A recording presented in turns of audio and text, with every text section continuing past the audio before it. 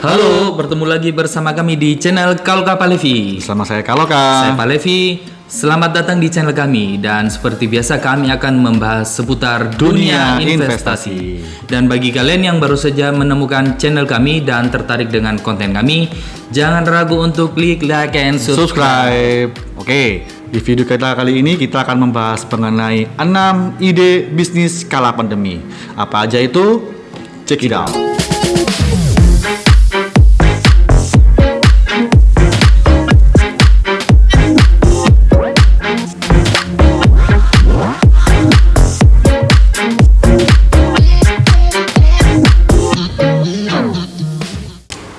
Yang ke-1, produsen APD dan masker kain. Di saat pandemi saat ini, pasti semua rumah sakit itu membutuhkan APD dan masker kain. Ketersediaan APD dan masker kain saat ini tuh menjadi kebutuhan prioritas di setiap rumah sakit.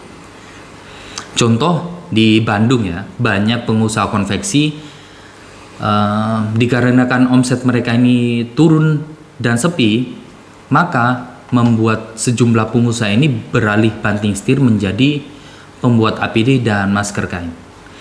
Mereka saat ini fokus pada pembuatan baju hazmat untuk memenuhi kebutuhan rumah sakit. Bahkan mereka sempat kewalahan dikarenakan permintaan APD dan masker kain saat ini tuh sangat tinggi. Ya. Jadi bagi kalian anak muda yang mempunyai keahlian menjahit, cobalah untuk berbisnis ini dengan membuat masker kain, iya, ya. masker dari kain. Betul. Dimana masker kain saat ini tuh sangat dibutuhkan banyak orang, apalagi masker kain yang mempunyai corak dan motif yang menarik, betul. Jadi hal ini tuh bisa menjadi peluang bisnis di kala pandemi saat ini. 1, 2, 3. Yang kedua, bisnis frozen food. Sejak pandemi melanda, banyak restoran dan tempat makan yang sepi dan tutup. Apalagi sejak pemerintah memberlakukan PSBB dan PPKM.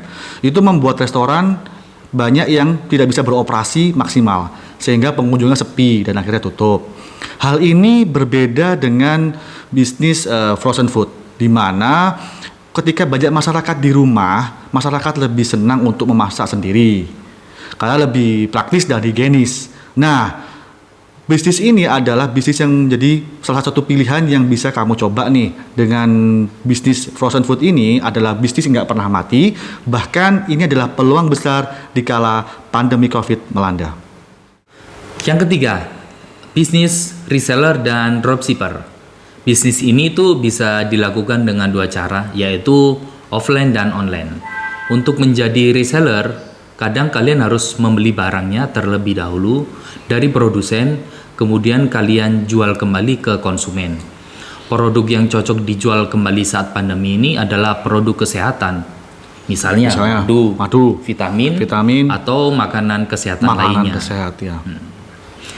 Dari data majalah Forbes di tanggal 30 Juni tahun 2020, bisnis retail online ini termasuk bisnis yang berkembang di masa pandemi ini. Betul. Dari marketplace Amazon dan Alibaba mengalami pertumbuhan pesat luar biasa. Ya. Jadi peluang ini bisa dimanfaatkan dengan kalian menjadi dropshipper online untuk menjual produk yang dicari konsumen, misalnya pakaian, makanan, atau produk kesehatan lainnya. Yang keempat, bisnis online dan digital marketing. Salah satu contoh bisnis yang berkembang saat pandemi saat ini adalah bisnis online dan digital marketing. Bisnis ini termasuk mudah dan murah. Kalian hanya perlu HP, laptop, yang pastinya kuota internet. Contoh bisnis online yang bagus saat ini yang pertama adalah toko online. Kalian bisa menjual produk kalian apa saja yang bisa dibutuhkan di masyarakat. Asal kalian tahu target penjualan produk kalian. Kalian bisa membuat iklan promosi online. Yang kedua, menjadi YouTuber. Jika kalian punya keahlian di bidang tertentu, maka YouTuber bisa menjadi pilihan saat ini. Asalkan kalian punya konsep video yang bagus dan rutin membuat video. Maka kalian akan mendapatkan penjualan saat ini. Belum lagi nanti ada tawaran kerjasama dengan berbagai brand. Yang ketiga, ada yaitu digital marketing. Jika kalian punya keahlian khusus seperti bermain musik, menulis cerita, yang mampu menarik pembaca, dan keahlian khusus yang jarang dimiliki orang lain, kalian bisa pasarkan produk kalian dalam bentuk misalnya audio digital, video, ataupun e-book. Yang keempat, ada pelatihan online. Bagi kalian yang punya keahlian di bidang edukasi, keuangan, manajemen, motivasi, maka ini juga cocok loh menjadi peluang bisnis. Kalian cukup membuat website, lalu membuat e-book atau video singkat yang bisa mengarahkan orang untuk masuk ke kelas berbayar pelatihan online kalian. Yang kelima, bisnis jasa kebersihan. Saat ini banyak pekerja kantoran yang bekerja dari rumah, dan di kala pandemi ini masyarakat harus menjaga kebersihannya, termasuk kebersihan rumah, pakaian, dan kendaraan. Jasa kebersihan rumah ini sangat berpotensi menggiurkan. Patut untuk kalian coba. Jadi kalian bisa menjual jasa kebersihan rumah ini untuk menyapu, membersihkan rumah, yang mana modal ini relatif kecil dan hanya membutuhkan alat seperti sapu, alat pel, penyedot debu, dan lain sebagainya. Kalian sudah bisa menjalankan bisnis ini. Selain jasa membersihkan rumah, ada lagi yaitu jasa cuci kendaraan. Jasa cuci kendaraan, Iya. betul. Semua orang pasti punya kendaraan ya bro. Iya. Bagi banyak orang mencuci kendaraan itu terasa berat. Ya, kadang-kadang males dia. Iya benar. Mereka itu lebih memilih untuk pergi ke tempat cuci kendaraan. Ya. Iya. Alat yang diperlukan itu hanya satu set kompresor dan sabun cuci kendaraan. Dengan ongkos satu kali cuci motor yaitu mulai dari harga 15.000 ya. 15.000. Dalam jika per harinya ada 10 motor. 10 motor kalian bisa cuci itu per bulan kalian bisa mendapatkan sekitar 3,5 juta loh. Wah, lumayan kan? Lumayan. Ada lagi nih bro, jasa kebersihan yang berpotensi. Itu Yaitu jasa cuci sepatu. jasa cuci sepatu. Di masa pandemi ini tuh banyak orang yang sadar tentang kebersihan, Termasuk kebersihan sepatu, betul. Bisnis ini tuh relatif murah ya, karena kalian hanya memerlukan sabun cuci sepatu, sabun cuci khusus sepatu dan sikat pembersih. Dengan memberikan ongkos yang murah untuk cuci sepatu, dan kalian juga bisa memberikan promo yang lain, semisal 5 kali cuci sepatu akan mendapatkan gratis 1 kali cuci sepatu. Atau bisa juga kalian antar jemput ambil betul sepatu. Itu juga berpotensi ya. Benar itu bro. Jadi hal ini tuh pasti akan berpotensi untuk mendapatkan keuntungan. Lalu ada lagi bro, yaitu jasa laundry kiloan. Jasa laundry kiloan, iya. Usaha ini tuh cocok bagi kalian yang tinggal di perkotaan ya, apalagi dekat dengan kampus. Oke. Banyak orang yang saat ini tuh malas mencuci. Biasanya mereka lebih memilih jasa laundry kiloan daripada mencuci sendiri. Ya. Untuk bisnis ini tuh membutuhkan modal yang lumayan besar. Modalnya lumayan besar sih, karena kita harus membeli mesin cuci, setrika, dan pengering, deterjen dan lain sebagainya. Yang keenam, bisnis saham. Mungkin kalian tanya, kok saham? Saham bukannya investasi ya? Nah, gini kawan, saham itu bisa juga investasi, bisa juga dibuat bisnis. Kalau saham dalam investasi biasanya membutuhkan waktu yang lama, di atas 2 tahun. Kalau saham dibuat bisnis itu berarti saham jangka pendek atau kurang dari 1 tahun. Bisnis saham ini itu sudah gampang sekali loh. Kalian hanya perlu mendaftarkan diri kalian untuk mendapatkan SID yang berfungsi sebagai identitas legal di Bursa Efek Indonesia. Dan semua ini dilakukan secara online. Kalian berdagang hanya perlu lewat HP atau laptop secara online. Tidak perlu keluar rumah. Karena situasi pandemi seperti ini, kita harus patuh anjuran pemerintah untuk work from home. Tapi ada yang bilang gini bro. Gimana Pak? Saham itu susah ribet gitu ya. Gimana itu? Oke, saham itu sebenarnya nggak susah kok. saham itu gampang, semudah kalian berdagang atau berwirausaha yang lain. Tadi kita ini udah bahas mengenai jasa cuci laundry ya kan, kemudian cuci frozen, sepatu, ya, cuci kendaraan. reseller. Itu kan sangat mudah sekali. Bisnis online sangat mudah. Prinsipnya saham itu yang diperlukan adalah membeli saham ketika murah dan jual pada saat naik.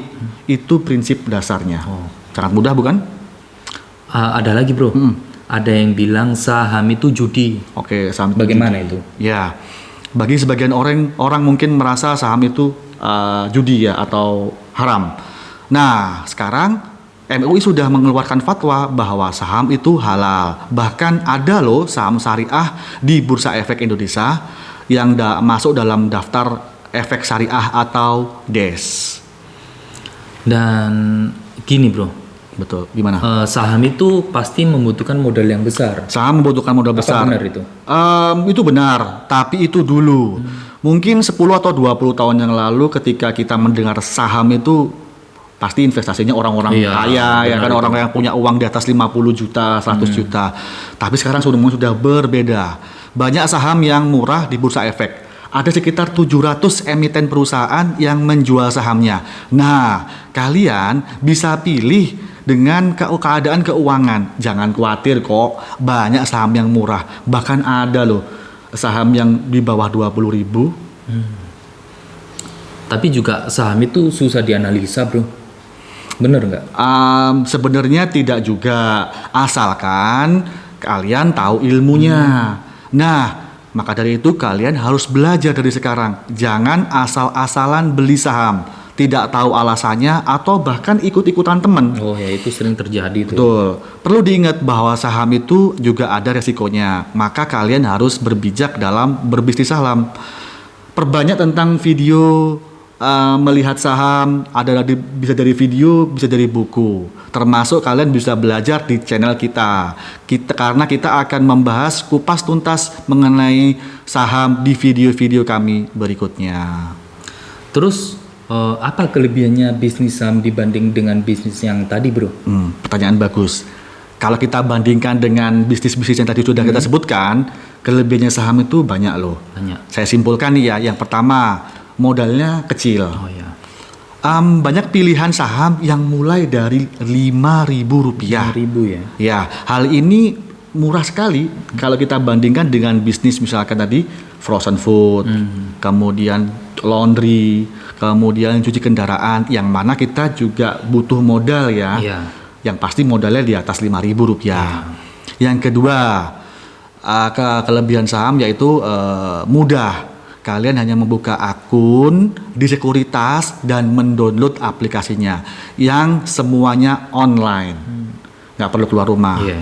Yang ketiga, tidak perlu menyimpan barang. Kalau dibanding bisnis yang lain seperti frozen food tadi, reseller, kalian harus menyimpan barang dulu di rumah kalian. Kalau saham tidak perlu. Yang keempat, praktis, nggak perlu sewa tempat dan tidak perlu kirim barang. Yang kelima, tidak terikat waktu. Berdagang saham kapanpun, dimanapun, selama jam bursa buka dan kuota internet kamu ada, kamu bisa berdagang saham. Dan yang keenam nih bro, yang paling penting sekali. Ketika kalian berbisnis saham, berarti kalian membeli perusahaan, betul kan? Betul itu. Dengan kalian membeli perusahaan, berarti kalian menghidupi karyawan yang ada di perusahaan itu. Sekarang nih, bayangkan jika anak muda yang membeli saham perusahaan di Indonesia, maka perusahaan tadi akan mengembangkan bisnisnya, jadi tidak perlu pinjam ke negara lain.